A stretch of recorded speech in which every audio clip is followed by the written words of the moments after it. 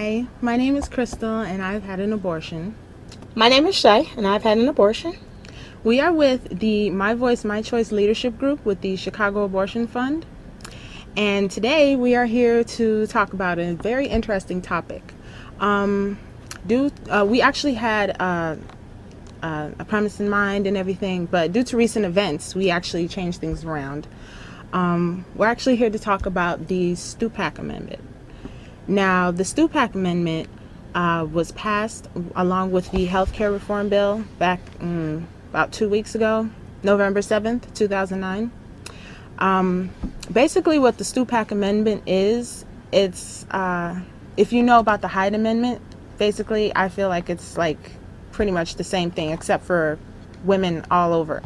The Stupak Amendment basically is an amendment that's saying that that private insurance cannot cover abortions anymore.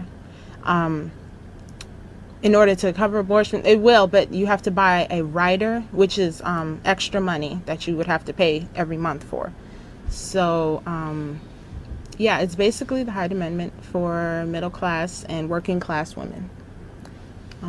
You have anything to add to that, Shay? Sure. Just to give to expand a little more on the Stupak Amendment, which was created by a Democratic congressman in the United States Congress. His name is Bart Stupak. He's from Michigan. And there's a co-sponsor also, which is Joe Pitts. He's a Republican from Pennsylvania. And the Congress has created their version of healthcare reform. And in this bill, the Stupak Amendment, Stupak Pitts Amendment was created.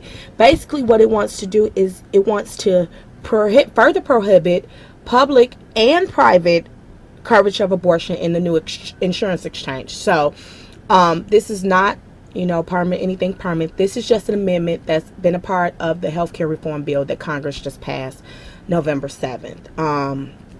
So, like she said, basically what they want to say is even if you have public insurance, which we know if you have state Medicaid, because of the Hyde Amendment, you cannot get an abortion covered. But this amendment will further extend that. So it basically will say if you get federally subsidized insurance through the new insurance exchange, which is what healthcare reform is trying to create, then it will not be able to be covered based on the Stupak Amendment.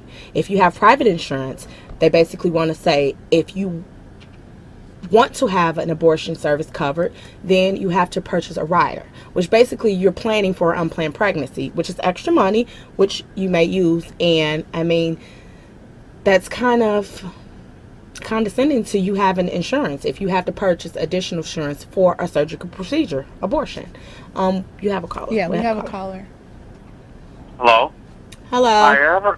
Good evening. I have a comment. I'd like to say, I believe the amendment you are talking about is ridiculous because what if a woman gets raped at her own will?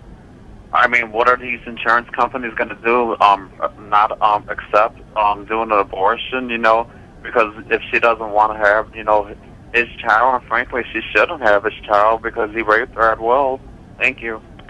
Thank you for your comment, caller, and that is so true. What about cases of rape and incest? So I don't know how far the amendment expands into that area, but a lot of unplanned pregnancies occur because of birth control failure. A variety of things can cause an unplanned pregnancy, and for you to have medical insurance and abortion is a part of your reproductive health care. How could reproductive health care, how can anything be left out in healthcare reform regarding a reproductive health care choice?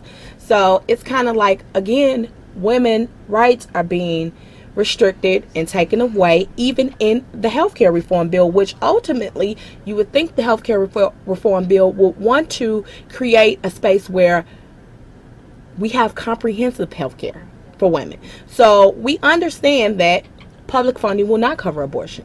We understand that the Hyde Amendment will not be overturned, but why further make the current status quo worse? It's bad enough that public funding could not cover abortion, and this affects many women of color, many low-income women. But now it's spreading out further because now you're going into the working class women of higher incomes because they have private insurance, and if they have a birth control failure, they cannot get an abortion covered. And if they want to plan for unplanned pregnancy, they have to purchase a rider, which other states have things like this in place. And it's, it doesn't show that a lot of women may even use a rider.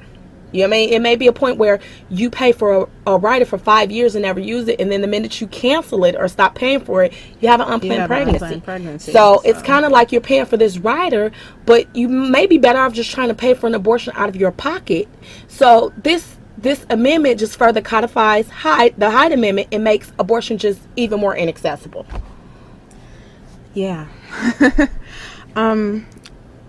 My question is, how do you think this will affect women, like women all over?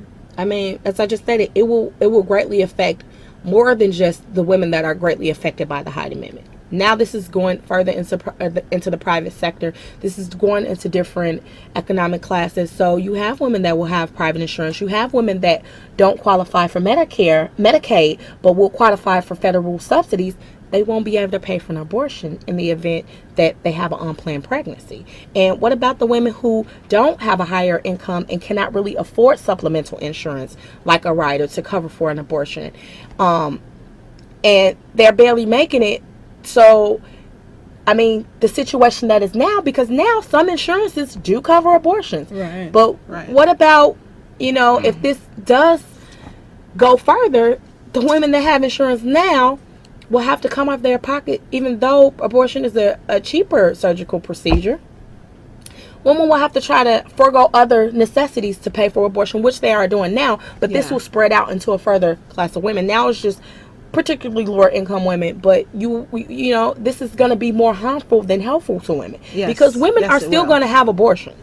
They're still going to have abortions, whether they can afford them, whether their insurance covers them. They're still going to have them. So this is just greatly endangering more women. Exactly. Because the fact is that women have been having abortions since the beginning of time. And women, for years now, because of the Hyde Amendment, have gone without paying their light bill or, going grocery shopping or paying phone bill, anything, just to be able to come up with the money for this abortion.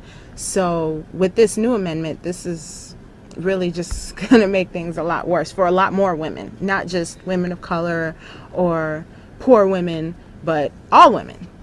And Roe versus Wade is legal, which makes abortion legal. So these amendments that are created just makes Roe v. Wade more inaccessible. It just pushes women further away to having abortion legal. So, we had a caller who wanted to know the status of the Parental Responsibility Act. The Parental Notification Act? I think that's what they meant. Parental Notification Act. For right now, I think it's not in effect. It's been put on hold. I don't know the legality issues, why it's been put on hold. I know ACLU has filed some kind of injunction to stop it. So I really am not versed in parental notification.